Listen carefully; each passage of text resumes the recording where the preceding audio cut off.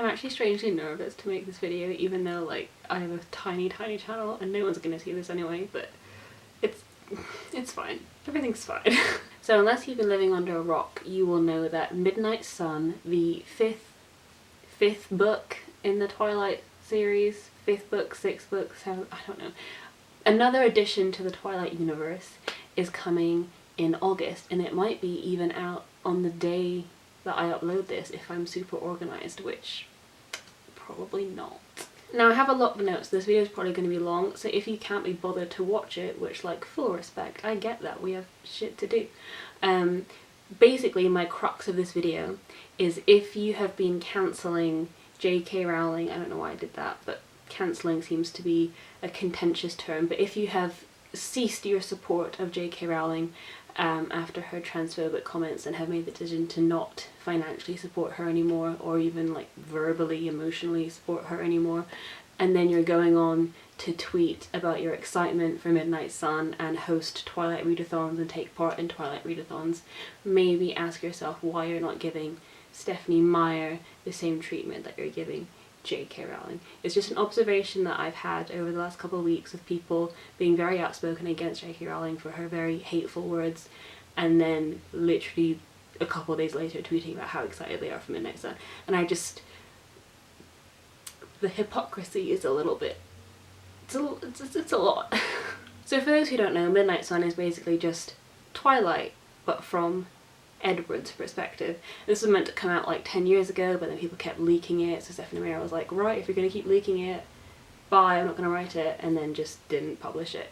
And no one ever thought it was going to come out, and then surprise, she makes an announcement, it's coming out, and everyone collectively lost their minds. My background with Twilight is that I was very into the books, went to see all of the films, was really into it, and then like a lot of people, I had like a post-feminist, anti-Twilight phase where I was like, this is problematic, Bella's not a feminist, so and then I had like a post-feminist Twilight phase where I actually defended Twilight in my dissertation, and I said that the hate that Twilight got was not equal to how bad it actually was, and that people just like to hate things that teenage girls like and that are unashamedly aimed at teenage girls, and the dissertation got a 90%, thank you. So I've had a funny kind of full circle relationship with Twilight, so it's definitely something that I can enjoy whilst being aware of its shortcomings and problematic elements. So Twilight still holds a nostalgic place in my heart, of course it does, and I will always have fun rewatching the films. Do I need Midnight Sun in my life? No. Let's be honest for a sec. Stephenie Meyer has told the story of Twilight 3 times now. Twilight, the gender-swapped version of Twilight, which I think was called Life and Death, Life After Death, I don't know, I'll insert it somewhere, and now Midnight Sun, just Twilight told from Edward's perspective. Which, like, does the story need that? I swear the whole point of Edward is that he's kind of mysterious and unknowable, and then now by releasing this it's like, oh, okay. It baffles me, a lot of it baffles me. So by releasing Midnight Sun in 2020, Stephenie Meyer has given herself a bit of a dilemma. Either she keeps the story and the plot elements exactly the same, and therefore pissing off the people that have rightly criticised a lot of the problematic elements of her story, such as the presentation of Native Americans, and also the just relationship dynamic between Edward and Bella, or she releases it and attempts to kind of retroactively fix the problems and kind of modernise it and address those issues that people had, and therefore pissing off the loyal fans that don't want anything changed, and therefore she's kind of retconning the story, and that's not cool either, just kind of ignoring the fact that it happened and rewriting history. So there's no version that are going to please 2 camps, like the die-hard nostalgic Twilight fans that just want more Twilight, like more of the same, and the people that have been vocally critical of her for good reason for the past 10 years. So there's no way that a new book is going to bridge the gap. It's going to piss somebody off, basically, is what I'm trying to say. So I just don't get the motivation now, 10 years later, for releasing it. I mean, apart from money, I don't know, but she probably has enough money. Like, I just don't get why she feels the need to release it, you know? But there's definitely appetite for it. As soon as it was released, book Twitter was going crazy, it was trending, everyone was talking about it, people were reaching out to me because I'm known to be somewhat of a Twilight fan. There was a lot of discussion on the day that this all came forth. What's ironic though, which I did outline at the very beginning of this video for people who weren't bothered to watch this far, which I get it.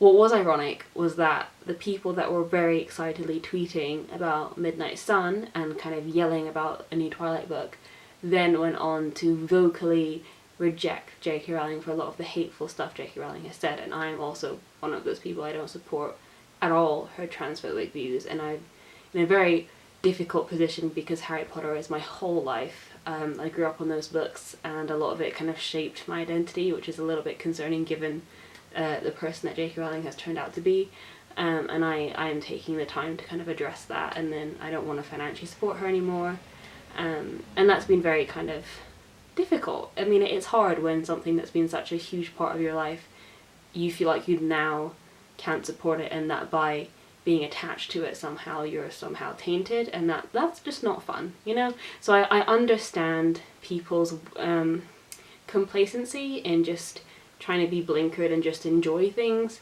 but that's not really possible in the current climate of 2020. You can't just enjoy things. Now, this is a age-old debate about separating the art from the artist, la la la la. I saw a lot of people being like, I don't support J.K. Rowling, but I still support Harry Potter.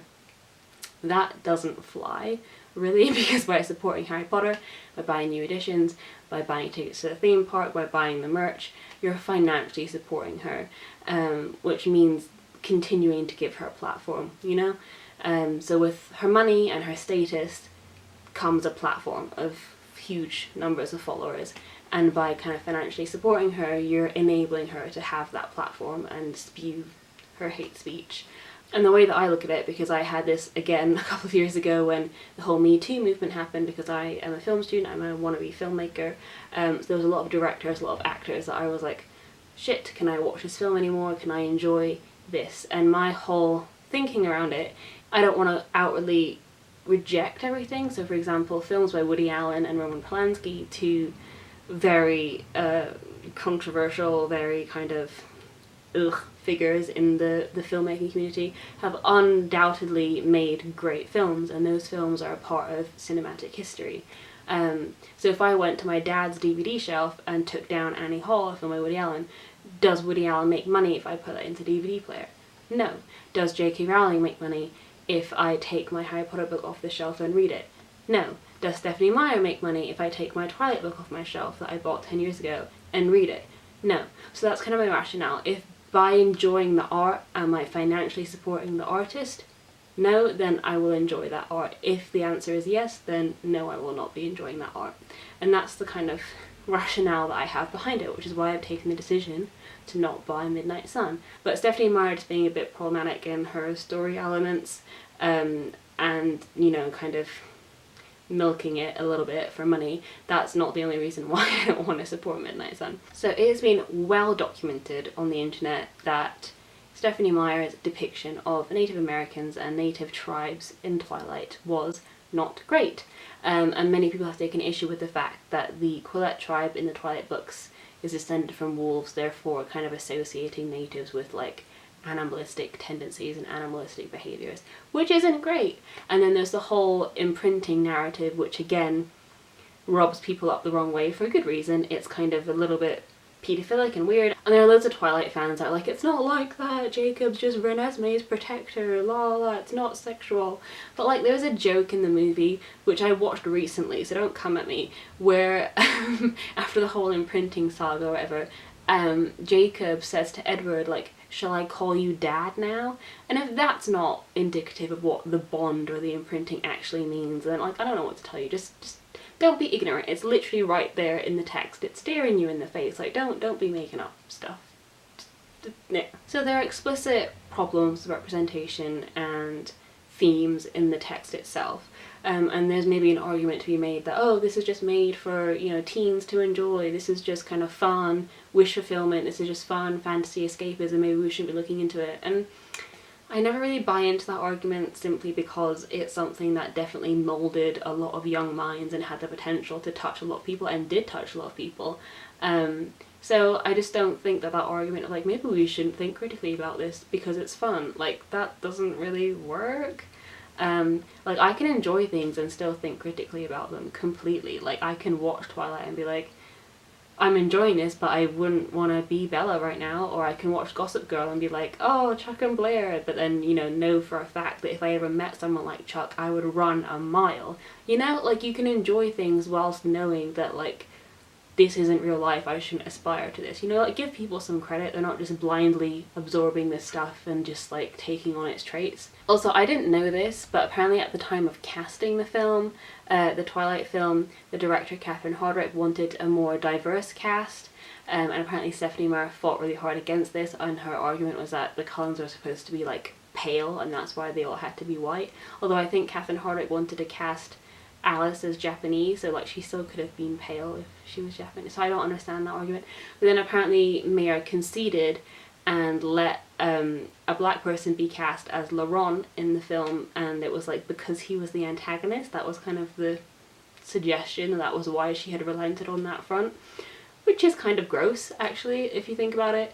And I was talking to my friend B about this because we're both very into Twilight, we both saw all the films together, we've talked about the books, like, you know, we're very much in that camp together, and we're really grappling with it because, you know, do we be excited for Midnight Sun, do we buy it, or have we grown up in that time and we now don't need to kind of support what she stands for? And B was kind of arguing that, oh, you know, that was 10 years ago, maybe she's changed, and like, I really hope so, like, I really want to believe that, but honestly, like, she's in the spotlight a lot, she's being interviewed a lot. If she wanted to address those criticisms, she could have, and she hasn't.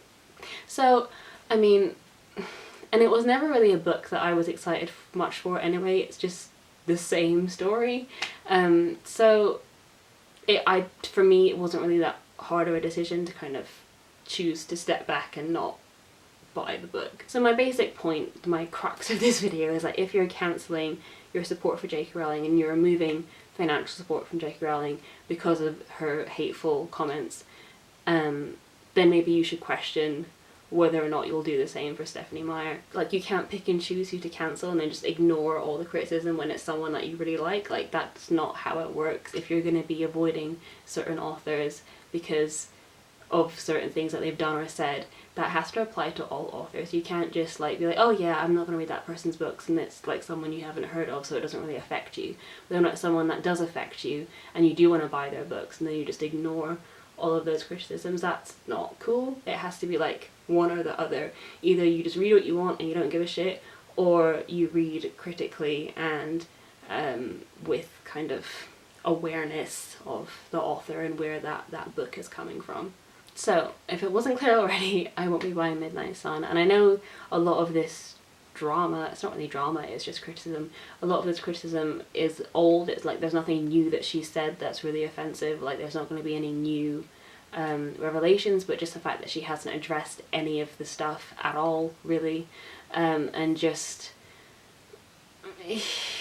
like, it was never a book I was interested in anyway. Like, do I need to read the same story again? Like, no. I don't want to shame anyone who is excited for Midnight Sun, and I'm not going to shame anyone who I see that has bought it. Like, if I follow you and you buy the book, I'm not going to, like, unfollow, block, you know, that's not what I'm about. Like, I understand, I do, but I just wanted to, you know, give people information and kind of let you know why I'm not buying it, and if you want to make that decision, that's fine. If you don't, that's also fine. And, like, I'm still going to be excited about rewatching Twilight and being nostalgic in my own way, but in a way that doesn't directly support Stephenie Meyer.